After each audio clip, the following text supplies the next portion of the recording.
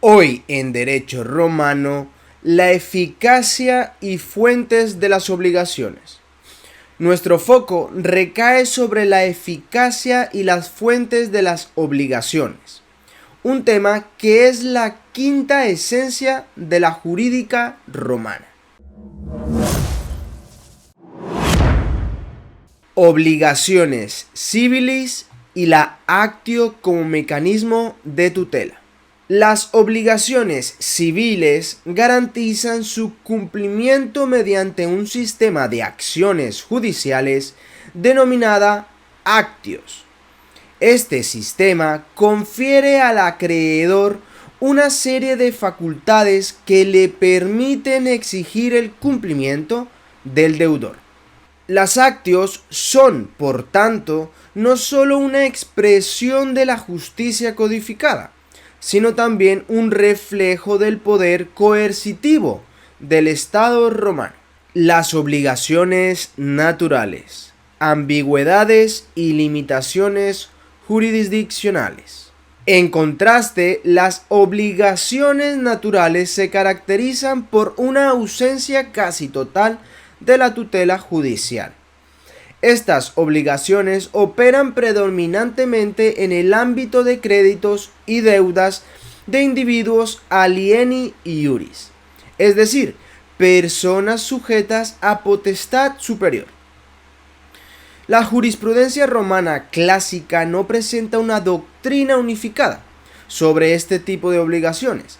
En su lugar, se centra en reconocer figuras particulares, tales como la obligatio naturalis servi, surgida de la transición efectuadas por un esclavo.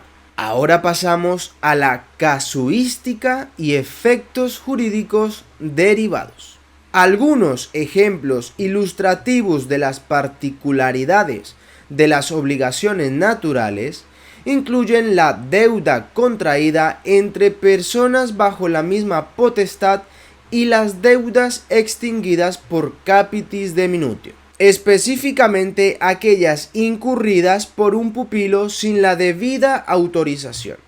Ahora bien, es crucial entender los efectos derivados de estas obligaciones. No se puede repetir lo pagado en razón de una obligación natural, y el crédito natural puede ser empleado para compensar la deuda civil. Además, estas obligaciones pueden convertirse en civilis mediante un proceso de novación, que puede ser garantizado por fianza, prenda o hipoteca. Pasamos a las fuentes de las obligaciones. De Gallo a la clasificación justiniana. Las fuentes de las obligaciones, según Gallo, pueden rastrearse a los contratos y delitos. No obstante, la clasificación justiniana expande este marco a 4 categorías: los contratos, los cuasicontratos, delitos y cuasidelitos.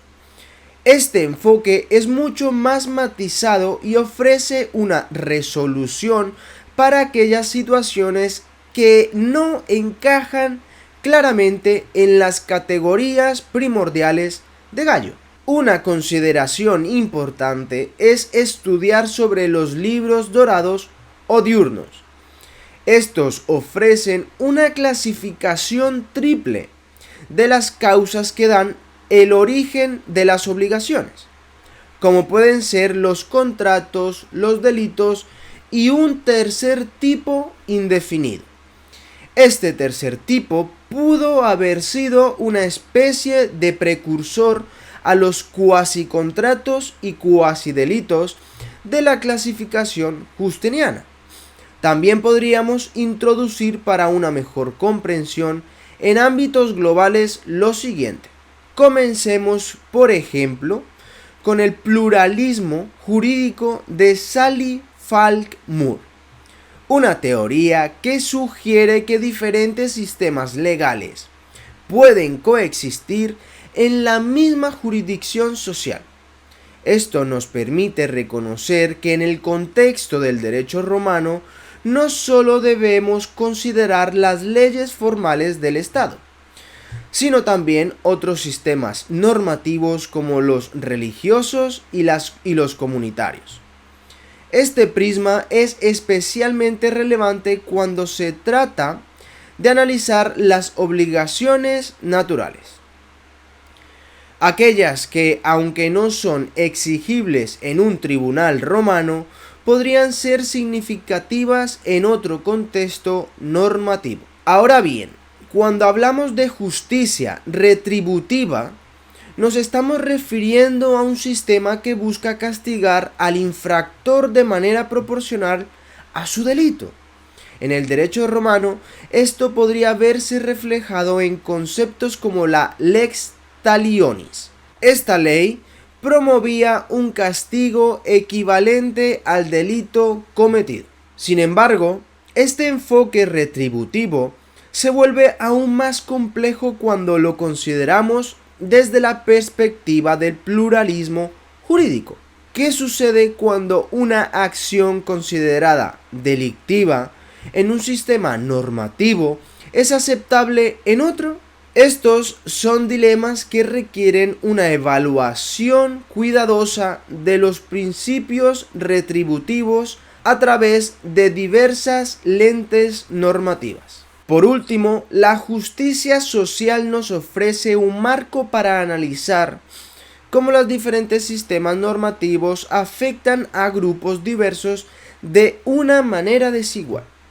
En una sociedad romana jerarquizada, los mecanismos legales disponibles para hacer cumplir las obligaciones naturales podrían ser accesibles para unos y prohibitivos para otros, basados en su estatus social, riqueza o género, como en la actualidad. Así, la justicia social nos invita a cuestionar cómo las leyes y normas interaccionan con estructuras sociales más amplias, perpetuando desigualdades o, en el mejor de los casos, buscando mitigarlas. Si vemos la evolución histórica, podremos deducir que, principalmente, la actio como mecanismo de tutela. El sistema de actio en la Roma antigua se podía considerar un precursor del derecho procesal moderno. En sistemas legales contemporáneos, vemos instrumentos como la acción civil, como una forma de tutela judicial efectiva, un principio fundamental en, por ejemplo, la jurisprudencia de la Unión Europea y las constituciones de numerosos países. En segundo caso, las obligaciones naturales. En el ámbito de las obligaciones naturales podemos observar una evolución hacia la equidad y la justicia social en el sistema legal. En el derecho moderno, estas serían más bien figuras de la moral que no se pueden ejecutar en un tribunal, pero que pueden tener relevancia, por ejemplo, en el derecho de familia o en casos de deudas morales. Ahora damos paso a la tercera, la casuística y efectos jurídicos. La complejidad y la flexibilidad que los romanos aplicaron a las obligaciones naturales nos recuerdan la importancia de la equidad en el derecho moderno, especialmente en los sistemas de common law, donde el precedente judicial y la casuística tienen un papel fundamental. Y para terminar, la cuarta, las fuentes de obligaciones. La expansión de las fuentes de las obligaciones desde los tiempos de Gallo hasta la clasificación justiniana evidencia una sofisticación del pensamiento jurídico que se ha seguido desarrollando hoy en día. En el derecho civil y contractual, las fuentes de las obligaciones son múltiples y a menudo se incluyen figuras más abstractas como la buena fe, la culpa o la negligencia. Pasamos ahora a cómo ha sido la influencia de la actio romana en el derecho procesal moderno. El concepto de actio en el derecho romano puede considerarse una de las piedras angulares en la formación del derecho procesal moderno. La actio era una suerte de demanda judicial que otorgaba al ciudadano el derecho de accionar frente a otro. En el derecho contemporáneo, el derecho de acciones es una institución básica. Su formulación en el derecho romano puso de manifiesto la necesidad de un sistema de reglas procedimentales que organizara la manera en que los conflictos deben resolverse. Por ejemplo, la actio en Roma permitía diversas formas de tutela, desde la restitución de bienes hasta la compensación por daños, algo que se refleja en la diversidad de acciones civiles que encontramos hoy en día. Teóricos modernos como Hans Kelsen ha examinado cómo los procedimientos legales son fundamentales para el Estado de Derecho.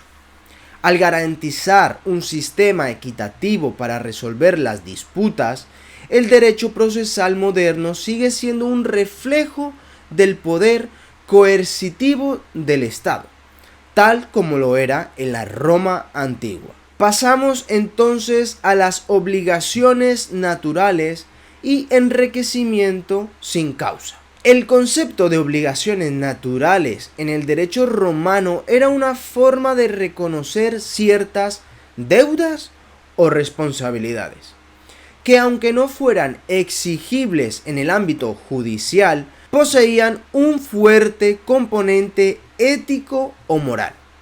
Este concepto tiene resonancias claras en la teoría moderna del enriquecimiento sin causa. En sistemas legales contemporáneos como el derecho civil francés o common law anglosajón, el enriquecimiento sin causa se considera un fundamento para la acción de restitución, especialmente en ausencia de un contrato o una ley que justifique dicho enriquecimiento. Aquí vemos como un principio que comenzó como una categorización ética o moral en Roma ha llegado a ser un principio jurídico exigible en los tribunales modernos. Seguimos con la sofisticación en la clasificación de fuentes de obligación. En el derecho romano, especialmente en la época de Justiniano, ofreció una clasificación avanzada de las fuentes de las obligaciones, incluyendo contratos, cuasicontratos, delitos y cuasidelitos. Esta clasificación anticipó y sentó las bases para modernas teorías contractuales y delictuales.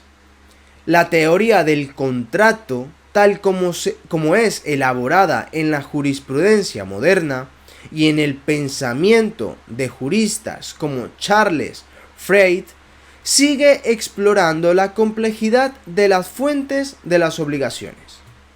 Además, los conceptos de cuasicontratos y cuasidelitos pueden verse reflejados en teorías modernas del derecho de la responsabilidad extracontractual, en sistemas como common law. Esto se manifiesta en el tort law, mientras que en sistemas de derecho civil encontramos conceptos similares en la responsabilidad extracontractual. En conclusión, estos elementos del derecho romano han tenido un impacto duradero y profundo informando la evolución de las teorías y prácticas legales hasta el día de hoy. Mediante el examen de estos elementos, uno puede obtener una apreciación más completa de cómo la tradición jurídica romana ha sido una fuente rica y continuada de innovación y adaptación legal. Y por supuesto, este tipo de análisis siempre puede beneficiarse de una constante reevaluación a la luz de las condiciones sociales, económicas y políticas cambiantes.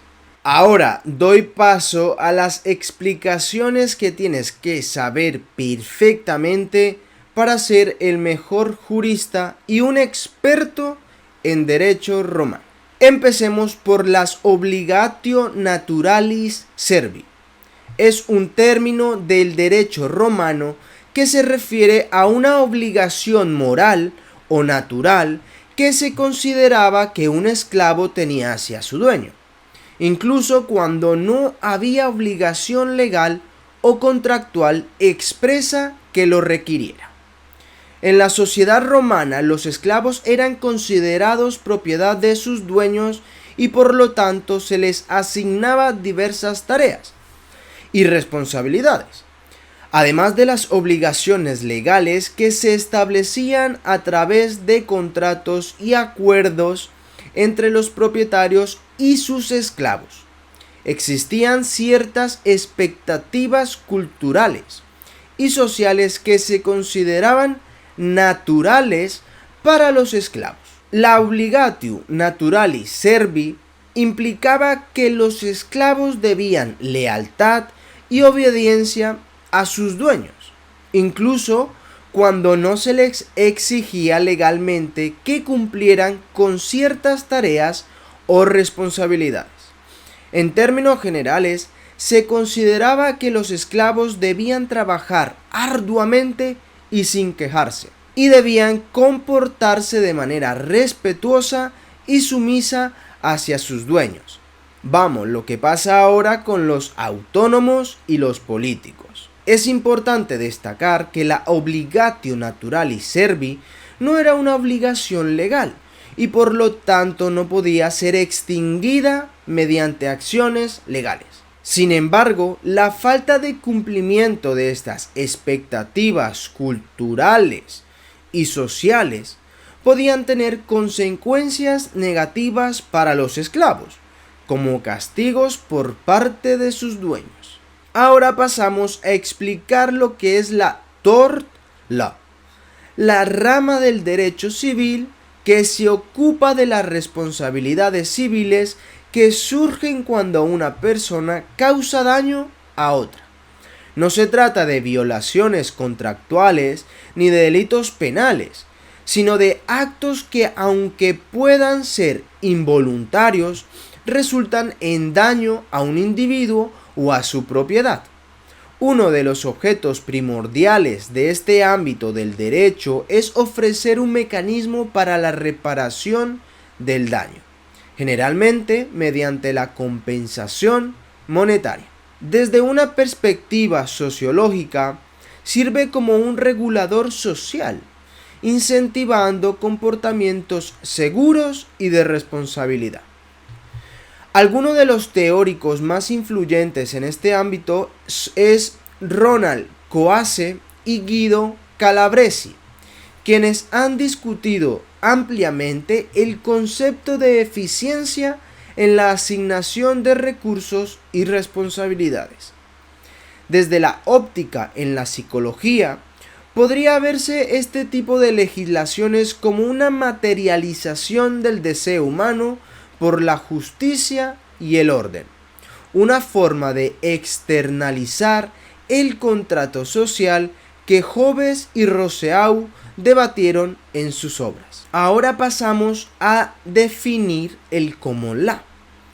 Es un sistema legal que se originó en Inglaterra y se difundió a otros países de tradición anglosajona, como Estados Unidos, Canadá y Australia. Se caracteriza por la importancia del precedente judicial, el stare decisis, donde las decisiones anteriores de los tribunales sirven como guías para resoluciones futuras. En economía política, el sistema de common law puede considerarse una especie de mercado de justicia, donde las sentencias acumuladas crean un corpus de reglas más flexibles y adaptativo que las que podrían proporcionar una legislación rigurosamente codificada. Hay debates intensos como los propuestos por Hayek sobre si este sistema es más eficiente o justo que otros sistemas legales como el derecho civil. Ahora pasamos a interseccionar la tort law con la common law. En jurisdicciones de common law, el tort law es particularmente dinámico debido a la naturaleza evolutiva del sistema. Los jueces tienen un margen considerable para interpretar y aplicar leyes basadas en los precedentes, lo que permite una adaptación constante a las cambiantes condiciones sociales, tecnológicas y económicas. Desde una perspectiva matemática, por dar un ejemplo, podríamos ver cada caso legal como un conjunto de variables inconstantes que interactúan según ciertas reglas lógicas. Las decisiones judiciales actúan como ecuaciones que resuelven estos conjuntos en contextos específicos, contribuyendo al desarrollo de un sistema legal más grande y complejo. Espero que esta disertación les haya proporcionado una comprensión profunda y detallada de las obligaciones en el derecho romano. En el siguiente vídeo explicaré el contrato parte 1, que se riñe a el origen del sistema contractual.